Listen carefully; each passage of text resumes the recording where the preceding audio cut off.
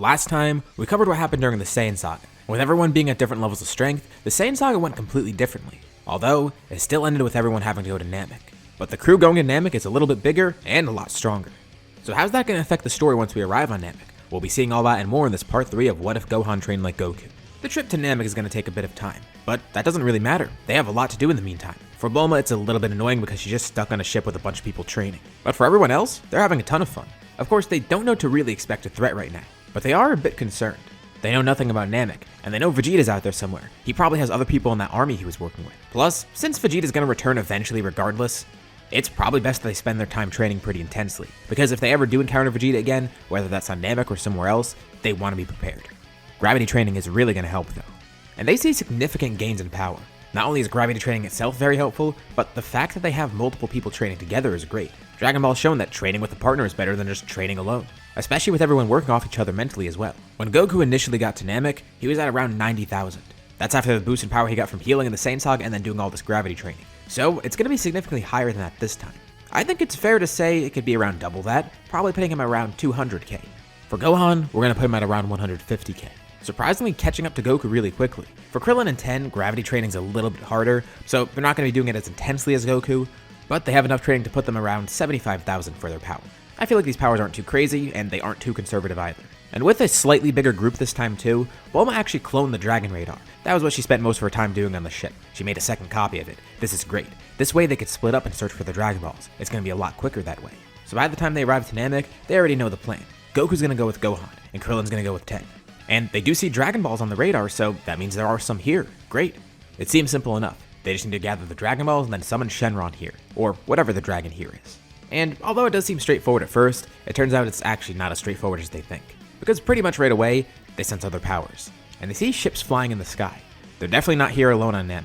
Right away, they're attacked by two Frieza Force scouts, who aren't really too tough, but it shows them that there's hostile forces on this planet. Good thing they've been training. These scouts are wiped out pretty easily, with everyone knowing to now suppress their powers. They're a bit worried because they don't really know what they're up against, but it should be okay. The two groups split up. Goku and Gohan end up in the same village where Dende was. The encounter between the Namekians in this village goes pretty much like normal, with Goku preventing Gohan from intervening. They just need to watch first, figuring out what they're up against. But at some point, Gohan does have that same outburst of rage. But it goes kind of differently this time. He goes into attack to Doria and basically just instantly kills him. Especially with the rage boost here, that's going to be very easy and probably accidental. Quickly, Goku moves in, trying to keep a low profile. Gohan launches a massive blast right at Frieza himself. Zarbon tries to defend against it, but then he just gets killed by it. Frieza's hit by the blast head on, and very surprisingly to him, it actually does some damage. Quickly, Goku runs in. This actually might be good. There's 3 Dragon Balls over there. He picks 2 up and tells Gohan to get the other. And then that last Namekian, Dende, Goku tells him to grab onto his leg quickly. Just like that, they got 3 Dragon Balls and got out of there. But Frieza's infuriated beyond belief. There's people here that he didn't know about, and they were strong enough to kill 2 of his strongest soldiers. Not only that, but they stole his Dragon Balls. By the time the smoke clears, they're already long gone. But he did hear another voice in there. He didn't exactly see who it was, but it sounded like an older person. They definitely weren't Namekians. He needs new scouters too. He wants to chase these people down, but he can't find them. Without hesitation, he immediately rushes back to his ship alone, trying to contain his anger. It'll be fine. He'll get the Ginyu Force to come in. He'll get some more scouters, and he'll get those Dragon Balls back. Those 2 that attacked him were strong, at least compared to his first form. And they might not even be stronger than his first form either. He was caught off guard too after all, and it was a 2v1. He feels fine, although still is a little bit concerned. More so just angry. Meanwhile, Ten and Krillin are off on their own. They're able to get 1 Dragon Ball, and then they come across another, arriving in the same village that Vegeta does. They could sense some crazy power spikes nearby. It seemed like it was Gohan maybe. What the hell's going on over there? I mean, they could still sense them, but they've lowered their powers again. They seem okay, but they attacked somebody, and for some reason Gohan went full power. Their encounter with Vegeta immediately results in a fight. They actually feel like they could beat Vegeta here. They might not be as strong as Goku and Gohan, but they've tipped the scales. Vegeta might be stronger too though, so they're going to be cautious. And Vegeta says exactly this. He's grown a lot stronger since their last encounter. Saiyans do grow greatly from their injuries after all. Ten immediately launches a blast. It's aimed at his face, and Vegeta obviously moves out of the way. But then Krillin punches him right in the face, destroying his scouter in the process. Vegeta's fuming, but he's ready to fight. Krillin and Ten tell the Namekians behind them to stay back, and ask them to hold on to the other Dragon Ball for a bit. A short battle ensues, and the 2 humans pretty easily pull ahead. Seems their training did pay off. They're surprised that they got that strong though. Gravity training really did wonders. But Vegeta doesn't go down easily, and he's basically beaten to a pulp. These 2 aren't really going to hold back. They actually consider killing Vegeta at one point too, especially with the stakes here, and with him being so difficult, that might be their only option. But reluctantly they end up sparing Vegeta because Vegeta says something interesting. They don't know what they're up against. He can't believe they've gotten so much stronger, and he doesn't even know how. But he gives them a little info about who's here on the planet, filling them in on the Frieza Force. Of course, he still does want the Dragon Balls, but mainly, he wants to defeat Frieza, and possibly these guys could help, especially if Kakarot and his son are here and they're stronger apparently. Vegeta thinks maybe there's a chance that they become Super Saiyans, and for all he knows, they can help defeat Frieza, and he wants to see that through. He's not gonna die here. He has to swallow his pride here for a bit though. He asked them to bring him to a healing pod, and he'll help them out later with more info. And he will fight alongside them. There's a bit of deliberation between the two of them, but they eventually decide to go along with it. Worst case, they could beat Vegeta again. And maybe this info will be helpful. They're able to sneak back to Frieza's ship, placing Vegeta in one of the healing pods. But then they're terrified because they sense a huge power approaching. It's Frieza himself. He lands nearby, not going on the ship, but he's there. And they don't know what to do. They're stuck on the ship at this point. They try and find somewhere to hide in here at least. This guy probably can't sense their power. Assuming it's Frieza because just like Vegeta, everyone else had scouters. So at least that works for them. But they lower their energy just in case. Hopefully they weren't sensed coming over here at least. They find somewhere to bunker down, and then they hear a voice in their heads, with Goku and Gohan hearing the same. It's King Kai. He tells them who they're facing and tells them to stay away from Frieza at all cost. Well, they already kind of screwed that up. And King Kai can't believe they're getting involved. They're lucky they're still alive. Okay, well, at least for the time being, just get the Dragon Balls and go away. Ten and Krillin didn't bring the 2 Dragon Balls with them. They're back at that village they protected. But they hear apparently Goku has 3 of them already. They check their radar and the 2 that they found are still safe. There's 2 others though. Goku and Gohan brought theirs back to Bulma. But now this Dende kid is taking them somewhere else. He's taking them to the Grand Elder who apparently has another Dragon Ball. So that'll put them at 6. They only need to find 1 more once Ten and Krillin get the other ones back. But that's kind of the issue. They say that they're stuck on the ship. They say this telepathically, of course, not speaking out loud. And they explain what happened with Vegeta too. Great. King Kai's even more concerned now. But Goku says not to worry. They'll come up with some distraction to get Frieza away from there. But what's he doing back at the ship though? And they have no idea. He's just standing outside and they can't really hear him. They assume maybe he's gonna go get some more scouters. And yeah, that's probably what he is doing, but at the same time, he's also getting in contact with the Ginyu Force, waiting at that ship. He's not gonna move an inch. Krillin especially is terrified. And since Vegeta might wake up soon, that's probably gonna make things even worse because he's not gonna know that Frieza's right there, and he's gonna blow their cover. They're surprised they haven't been spotted yet, although they did eliminate anyone around the ship that they saw. Frieza didn't even notice. So Goku and Gohan have to work double time. How are they supposed to get Frieza away from that ship? He can't sense power and they don't want him to come to them anyways. Although, there is one way. If he did go back to get scouters, maybe they could find another Frieza Force soldier, even the weak ones, and just temporarily raise their power so Frieza could pick it up on that scouter. It's not going to be too hard to find other Frieza Force soldiers. They just need to find a nearby Namekian village because that's where the soldiers are checking. And then they also realize, they were in such a rush that they didn't get that last Dragon Ball from the other village that they were just in. So right now, Bulma has 3 of them. 1 is in that first village where they encountered Frieza, 2 are back at the village where Vegeta was found, and the final one is with Guru. They can make this work. Goku is tempted to face Frieza though, but first they want to gather the Dragon Balls. He could worry about that after. They're able to find some of the soldiers, using them to get Frieza's attention. They make the fights quick, and make sure not to destroy the scouters. At least not until the very last moment. This way, Frieza is able to detect them on his new scouter. Realizing it's those 2 who attacked him before, he's very tempted to go after them, but he just needs to wait a little bit for the Ginyu Force to get there. But he's so mad that he actually decides he's going to go out and do it himself. He'll meet up with the Ginyu Force after and contact them, because there might be more than just these 2. The Ginyu Force can handle whoever else is here, while he'll handle these 2 alone. They're able to quickly fly away, also lowering their power because if Frieza has a scouter now, he can detect them. They move low and they keep their power low. The distraction worked perfectly, and now they can head off to Guru, with Dende leading them in the right direction. Ten and Krillin are able to escape, getting those Dragon Balls back and going back to Bulma. But they are also going to have to go back to Vegeta, so the 2 of them actually split up. Krillin goes to get the Dragon Balls and head back, while Ten's going to stay here and watch Vegeta, and also fill him in on what's happening. Because again, worst case, if Vegeta is too strong to handle, Ten could possibly hold his own against him. And he doesn't even think Vegeta will do anything. Vegeta acknowledges the situation they're in, but he is concerned about how strong Vegeta will be when he comes out. Goku and Gohan arrive at Guru's place, getting that final Dragon Ball, with Guru also unlocking their potential too, which amazes them.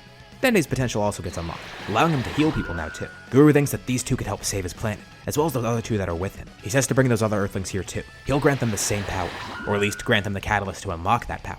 And they can't believe how strong they are now. This is amazing. King Kai did tell him to avoid Frieza, but it seems like it might be inevitable that they'll face him. And Goku does want to kind of fight him, especially now with this boosted power. This makes him a lot more confident. He could do that. He could face Frieza. And King Kai's watching all this, and he doesn't like any of it. Well, this is going to help them out, but he also knows this might go to Goku's head, and he probably will try and fight Frieza, which is not good. They head back to Bulma with this final Dragon Ball, hoping that they'll find Ten and Krillin back there too. And on the way back, they stop in that other village, grabbing the one they missed before. Frieza still doesn't know who he's up against, and he's been led to a dead end. He's even angrier now, but he looks up in the sky and sees 5 space pods, showing him that the Ginyu Force has finally arrived. Good. They'll be able to help him with this. They'll help him find whoever's meddling in his plans and stop them. Ten senses this too and decides to just take Vegeta out of the healing chamber. He's not fully healed yet, but if he stays here any longer, he's going to be found and die. But Vegeta is healed enough. And he almost fights Ten, but Ten tells him to stop. They need to get out of here. Frieza's going to be back, and he can sense 5 powers closing in. He doesn't know who they are, but it's definitely not good news. And Vegeta can immediately tell us the Ginyu Force. From healing, he grew significantly stronger, and thinks he could actually take on these humans too. But now with the Ginyu Force here, he might actually still have to team up with them. So reluctantly, he escapes with Ten, with everyone covertly trying to get back to Bulma. It does take a bit of time because they need to keep their power low. But they all arrive back, and they have the 7 Dragon Balls. But Vegeta can't believe what he's seeing. Maybe he might actually be able to steal a wish from them. But he sees Kakarot and Gohan there too. Apparently they're even stronger than the humans, and he doesn't even know that they just powered up even more. Which also means Goku and Gohan aren't going to tell them immediately what happened. They want Ten and Krillin to get that same power up, but at the same time they don't want Vegeta hearing. They get a little far away from Bulma, taking all the Dragon Balls with them, and they go ahead and summon Purunga. They're amazed. It's a completely different dragon than Shenron. He looks even bigger. Unfortunately, it doesn't look like he can revive multiple people at once, but they have 3 wishes, so that kind of makes up for it at least. Because they need to revive exactly 3 people anyways. And they're about to revive everyone, but then they hear a voice in their head. It's Yamcha, talking through King Kai. He says they've agreed on something that could help. Instead of reviving all 3 of them, use one of the wishes to bring Piccolo there. That could definitely help. So, Dende makes a few wishes. First one, revive Piccolo. Second one, bring Piccolo to Namek. And third one, revive Chaozu. Yamcha lets him go ahead. Although, Dende did kind of screw up the wish because he didn't bring Piccolo directly to them. But he was revived, and he was brought to Namek, so at least he'll show up soon. Purunga disappears, and Frieza notices that the sky turned dark, but he can't see the dragon because he's so far away. It's over the horizon, and Purunga's actually hidden by that. Frieza says he's gonna go to whatever other power he could find, and tells the Ginyu Force to spread out, try and find the strongest power they could detect. The group heads back to where Bulma is. They're ready to go home actually. Goku does want to face Frieza, and Vegeta honestly does too. And he tells everyone, it's not right to just leave here without facing Frieza like that. Namek's gonna be destroyed. Krillin tells Goku that they're not supposed to face him. King Kai said not to, but Goku says they might be able to. He says they should at least help. I mean, that's what Guru granted them this power for. Vegeta wasn't listening, anybody butts in. He says they need to fight Frieza. With a Super Saiyan here like Kakarot, they could actually win. Although, with them flying back to Bulma, this does put them on the radar, and the Ginyu Force ends up finding them. Ten says those are the same guys he sensed before, and Vegeta says he knows who they are. He tells them to be careful. The Ginyu Force is stronger than they look. But this shouldn't be too bad. Vegeta says he'll go after the green one, and the others split up, each ready to take on a member individually. Vegeta launches in towards Goldo, who then freezes time. Although, when he freezes time, he looks, and in the instant that he froze that, everyone else started fighting. He looks around. Goku's fighting Ginyu, Gohan's fighting Recoome, Ten is fighting Jace, and Krillin's fighting Birder. They're all moving so quickly and he didn't even realize. And in this time looking around, he started to get panicked, and he's running out of breath. But he looks around and can't find Vegeta. He disappeared. He can't hold his breath for much longer. He lets go, and immediately as he does, Vegeta appears behind him, slicing Goldo's head right off. Ten and Krillin end up teaming up, defeating Jace and Birder relatively easily. Gohan fights with Recoome for a bit, not using his full power just yet, but he ends up launching a blast at Recoome that sends him flying. While Goku's fighting Ginyu, Ginyu quickly realizes he's about to lose, and Goku's enjoying the fight, but knows that he's going to beat Ginyu. Ginyu tries to enact his body swap, but right when he does, Recoome is launched right in front of him, and he swaps bodies with one of his own men. Huh, weird. Vegeta quickly launched a blast up, killing Recoome, or Recoome in Ginyu's body, whoever that is, while Goku and Gohan finish off Ginyu and Recoome's body. Nice! They actually made quick work of that, and Vegeta can't believe that worked.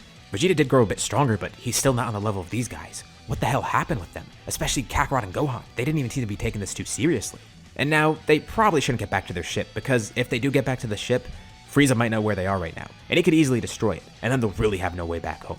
They might actually have to fight Frieza, especially since they sense him coming towards them. Quickly, they're gonna have to think of a plan. They've already alerted him. He was trying to go around to other villages and find extra Dragon Balls, but he didn't even get to do that. He couldn't really find any others, and he didn't have luck finding Dragon Balls, obviously, because there were none. He wasted more time. He's really pissed off now, and he'll make them really terrified. As he flies over, he transforms into his second form, and they can all sense this huge increase in power. What are they up against? Meanwhile, Piccolo's somewhere else on the planet, not even really knowing where he is, but trying to also head back and find them. But thankfully, there's a lot of Namekians still alive. Vegeta didn't slaughter as many, and same for Frieza's army.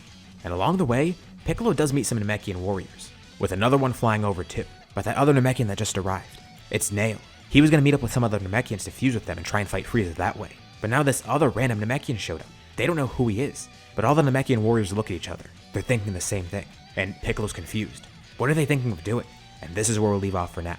What did you guys think about this part? What's going to happen next time? Leave your thoughts and suggestions in the comments below. I'd love to see what you guys think. As usual, be sure to drop a like and subscribe if you haven't already, especially if you want to see more videos like this. Anyways, thank you all for watching, and I'll see you all in my next video.